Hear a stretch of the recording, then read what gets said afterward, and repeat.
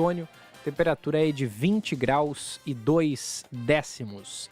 Está na linha conosco o Dr. Sandro Rogério Franco. Ele é otorrinolaringologista do Centro Clínico Mãe de Deus. No último domingo tivemos aí o Dia Mundial dos Cuidados com a Voz e esse é justamente o nosso assunto no programa de hoje. Doutor Sandro, obrigado por atender a Band News. Um bom dia para o senhor. Bom dia, Guilherme. Bom dia. Prazer estar aqui com vocês.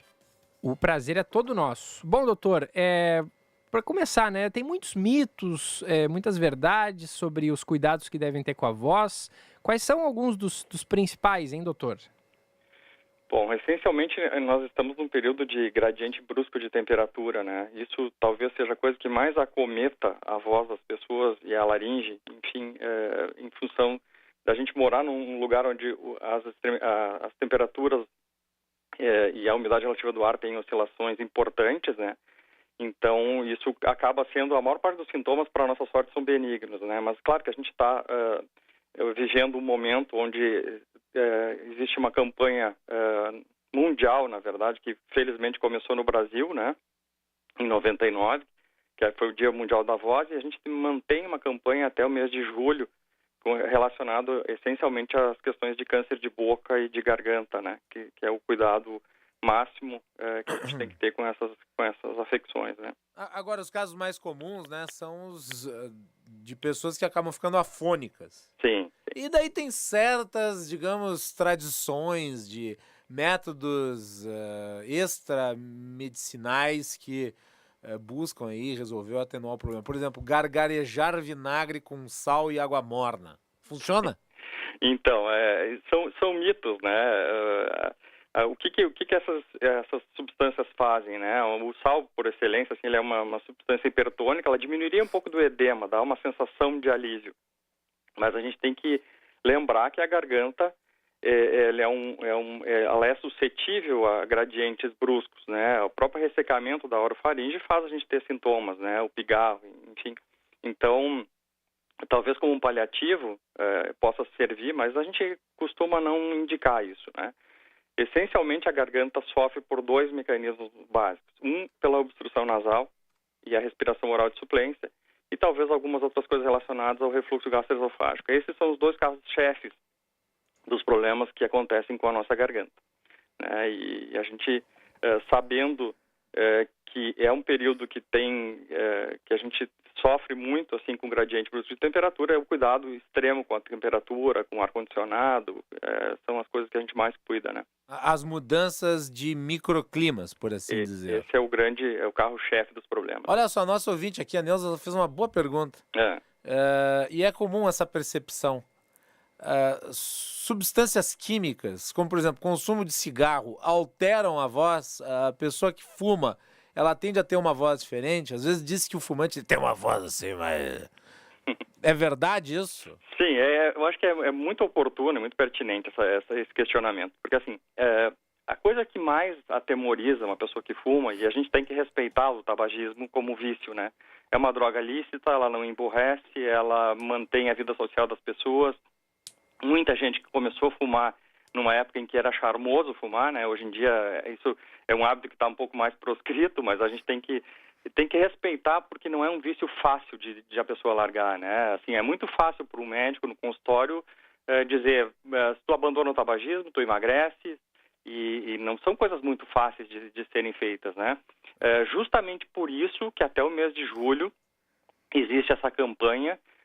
Se as pessoas entrarem no site que se chama bocaigarganta.com.br, existem serviços que estão habilitados para fazer o diagnóstico e os exames para todos os tabagistas acima de 40 anos que tiverem necessidade ou que tiverem algum sintoma relacionado à garganta.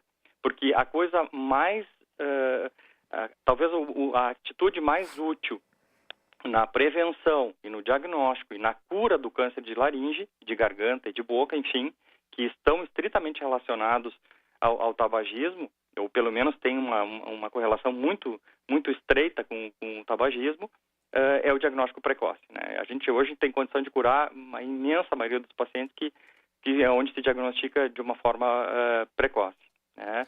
E é óbvio que o tabagismo ele vai produzindo uma voz que a gente chama pelo edema de um espaço que embaixo da onda mucosa, que é o que vibra, na semelhança de um balão, quando a gente pega o bocal de um balão cheio, aquela onda de vibração que produz a voz. E existe um espaço onde desliza a mucosa em cima do músculo laríngeo, do músculo da prega vocal, que é o espaço submucoso de Reinke.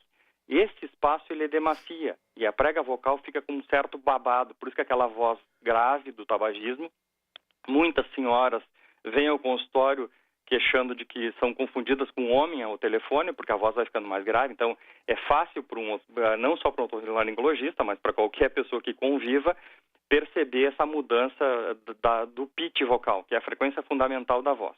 A voz, ela tem uma identidade. A gente consegue, Sim. assim como a impressão digital das pessoas, a gente consegue reconhecer até o humor de uma pessoa, né, pelo telefone, com a voz. E aí o cigarro, de fato, ele faz isso. E numa situação extrema, o paciente acaba tendo, digamos, um câncer na região e tem que fazer daí um procedimento que é grave, né? Uma laringectomia total.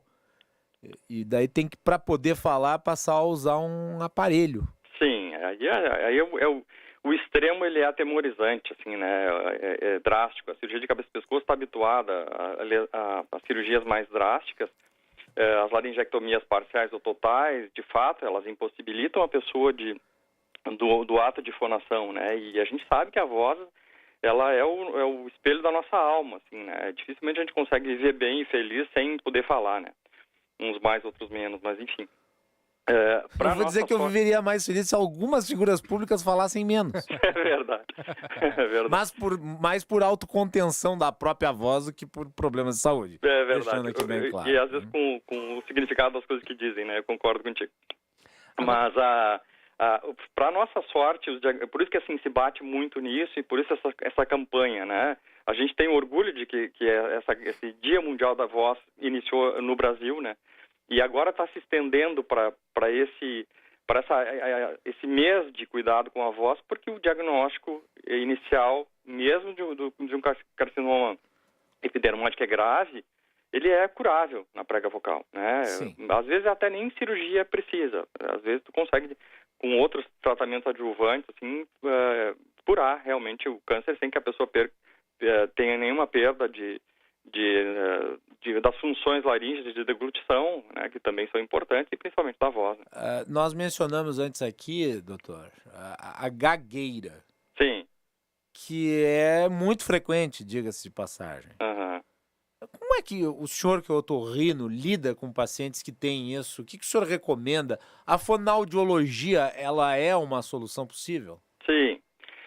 Sabe que assim, ó... Eu estava citando aqui que o James Earl Jones, que faz a voz do Darth Vader, ele disse em entrevista que ele era gago. E ele corrigiu a gagueira no limite do possível. Entendi. Assim, ó, se a gente pensar a laringe como órgão fonatório, talvez evolutivamente seja a coisa mais moderna que o homem tem, né? Porque basicamente a prega vocal ela tem uma função de coaptação, ou seja, de fechamento da árvore respiratória para que que os alimentos entrem pela boca e vão para o estômago. Sim. Só que ao longo da evolução, né, a despeito da teoria religiosa que a gente tenha nascido pronto, eu acredito nisso, né, mas a teoria evolutiva é que a voz é um órgão de adaptação. Então, nós não fomos feitos para falar o tanto quanto a gente fala, né? Pessoas que têm necessidade ou que a voz serve como substrato do trabalho, são pessoas que têm que aprender a impostar a voz, aprender a saber como falar. Alguns nascem com um talento ou com um dom. Eu te confesso que eu não consigo cantar, por exemplo. Se eu for cantar, além da catastrófico, eu vou ficar disfônico. Então eu aprendi a impostar minha voz para uso no meu dia a dia. Quisera que outros tivessem o seu senso crítico. É verdade. Mas a verdade é que assim, e aí entra, respondendo a tua pergunta, a gagueira é um dos problemas fonatórios que a gente tem, né? Entre outras várias coisas, né, que a gente tem relacionada à muda vocal, relacionada a disfonias pelo uso extenuante da voz. Tudo isso são coisas que são diagnosticáveis por um exame muito simples, que é a videolaringoscopia ou a videoestroboscopia, que hoje consegue avaliar a onda de vibração da prega vocal, avaliar a laringe como um todo, se tem alguma lesão que é passível de desenvolver lesões, né? Alguma conformação anatômica da laringe que ela é suscetível a desenvolver lesões, né? Tem pessoas, tipo assim, o professor está fadado se tem, por exemplo, uma fenda vocal, que a prega vocal não coapta muito direito, ela vai produzir lesão, vai produzir calo. E as pessoas estão fadadas a ter lesões. Então, um diagnóstico com otorrinolaringológico e aí o acompanhamento fonoterápico, ele é imprescindível. A avaliação fonoterápica e o tratamento fonoterápico são coisas imprescindíveis.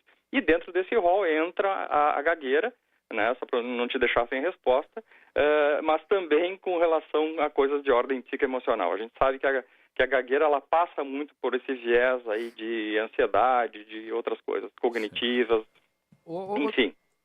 Doutor, a gente sabe, né, que uma alimentação saudável traz muitos benefícios, é claro, em várias áreas, mas tem algum alimento especificamente que seja bom, assim, para a saúde do trato vocal? Então, sabe que são perguntas bem pertinentes. A gente ouve muitas pessoas que usam a voz, assim, tipo cantores, né? A pessoa tem aqueles hábitos, né? Eu vou comer maçã porque a maçã é astringente. De fato, a gente sabe que alguns alimentos, eles ajudam a lubrificar a mucosa respiratória e alguns alimentos, tipo de origem láctea, né? Eles produziriam um muco mais espesso, facilitariam o acúmulo de pigarro, que aliás é uma coisa deletéria para a prega vocal, né? A gente ficar pigarreando. Mas assim, essencialmente o que traz prejuízo para a prega vocal é a onda de ácido que vem, que é um fenômeno mais ou menos fisiológico, a onda de ácido que vem do esôfago para a laringe, né? As pessoas não precisam ter refluxo gastroesofágico com o objetivo de azia e de dor no esôfago, no estômago, para ter refluxo. Então, isso é uma coisa bem frequente. A gente vê pessoas com hábitos alimentares, ou o ingesto de álcool que faz isso, o tabagismo nem se fala, mas tem uma série de outras coisas que a gente pode aprender a lidar com isso, evitando que haja essa onda de ácido refluindo para a laringe, né? A gente vê lesões extraesofágicas da laringe em pessoas assintomáticas do ponto de vista gastroenterológico. O refluxo que ele tem é um agravante, né, doutor? Sim. Ele causa problema vocal para quem o tem e um problema olfativo para os terceiros que lidam com essa pessoa, né, por assim dizer. Né? Sim, verdade. Bom, doutor, são várias as dúvidas, assim, o senhor já falou sobre a maçã, né, que ela é adstringente, a água é importante, claro, beber muita água, né, para lubrificar ali, né, mas tem, assim, alguma outra dica que o senhor dá para quem quer manter, assim, além de não fumar, de evitar pigarrear e não forçar a voz? Sim, os extremos, né? A gente, em ambientes com ruído, por exemplo, as pessoas tendem a usar a voz de uma maneira um pouquinho mais intensa para que tu consiga ser compreendido, né? Entendido. Então, esse esforço vocal acima do teu limiar de voz, do teu pitch, né? Ele produz lesões, então não dá para a pessoa comer maçã e ir para o estádio de futebol e gritar lá desesperado para que na segunda-feira esteja esperando que na segunda-feira esteja com a voz boa, né? Então essas coisas a gente tem que cuidar. E tem uma outra coisa que é essencial. Então tomar bastante líquido para hidratar, ótimo. Os alimentos, assim, não existe um alimento milagroso que melhore a tua voz. Mas tem uma outra coisa que é essencial para a vida, não só para a laringe, que é o nariz.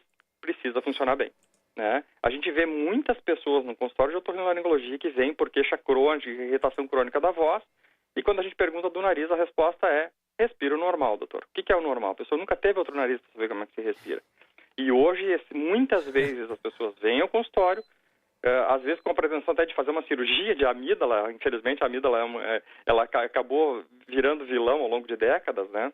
Sim. E a gente vê a pessoa com respirador oral de suplência de uma forma crônica. Então, muitas vezes, ao invés de operar... Às vezes o cara tem um baita desvio de septo. Isso faz a menor noção disso. Exatamente, né? E aí, assim, vem porque a garganta está irritada, porque tem tido infecções de repetição, porque ronca, né? É muito frequente isso, né? A pessoa roncar. Hoje mesmo atendi uma menina que veio por uma queixa de obstrução nasal, jovem, e o pai, a primeira vez que veio junto, ele roncava acordado, né? Não precisava nem perguntar para ele se ele roncava. Porque ele sujeito incômodo, hein? Então a gente percebe, assim, e aquilo faz tanto parte da vida da pessoa que a pessoa nem se dá conta que ele tem um padrão de respiração oral, entende? Aí no final da consulta ele, doutor, vou marcar com o senhor, estarei aqui. Porque as pessoas estão reclamando, mas a mim não incomoda nada. E de fato, a gente passa décadas, às vezes, respirando mal, incomodando o cônjuge, as pessoas que convivem, e, no entanto, o padrão de sono da pessoa vai ficando ruim. A garganta nem se fala, né? Nós temos aí, voltando à teoria evolutiva, né, e não questionando o arquiteto do corpo humano, né, mas a gente tem uma via que é cruzada, né? O ar entra pelo nariz e passa para frente, os alimentos entram pela boca e passam para trás. Então a gente poderia ter um cano para cada coisa, né? Se a gente pensar de uma maneira simplória. Então essa via, ela é órgão, e além de tudo, de sofrer pela respiração oral, a boca não foi feita para respirar, de fato, né? A lubrificação, ela depende muito mais desse ar que entra pelo nariz. Nesses 12 centímetros de nariz, a gente tem condição de transformar o ar que entra de 0 graus na narina, fazendo com que ele chegue na faringe, não estou nem falando da prega vocal, chegue com 36 graus e meio, umedecido, filtrado e aquecido. Então, o nariz tem que desempenhar o seu papel, porque a pessoa tem uma voz boa, que tem uma laringe boa, e que não fique suscetível a isso. Às vezes, a gente tem um padrão de respiração durante o dia adequado, mas dorme de boca aberta. Isso também não é suficiente. Né? Então, se a gente for elencar de todas as coisas que a gente está conversando aqui, importância de cuidados. O nariz tem que funcionar bem e cuidar as coisas relacionáveis ao refluxo e hábitos alimentares. Acho que sem falar do tabagismo, que, claro, de novo, vou reforçar aí o convite às pessoas que segundo a opção que a gente tem que respeitar, né? Assim, a opção da pessoa é continuar fumando, ou por não conseguir, ou porque, de fato, aquilo dá prazer. Nós temos que respeitar é que se faça um exame de laringe periodicamente para que não podendo afastar o tabagismo, que tu consiga diagnosticar se porventura acontecer algum problema de uma forma bastante precoce. Muito bem, quero agradecer então ao Dr. Sandro Rogério Franco, otorrinolaringologista do Centro Clínico Mãe de Deus. Muito boas as suas dicas, doutor, essas coisas que o senhor esclareceu para a gente. Obrigado pela participação e um bom trabalho. Eu que agradeço. Só para corrigir, meu nome é Sandro Rogério Faco. Se alguém me procurar por Franco, não vai encontrar ninguém no Centro Clínico. Entendi. Então tava errado a minha colinha aqui. Não há problema nenhum. Perdão, doutor. Foi um prazer. O prazer é todo nosso. Um grande abraço. Obrigado, viu? Até mais. Até mais. 11 horas e 56 minutos.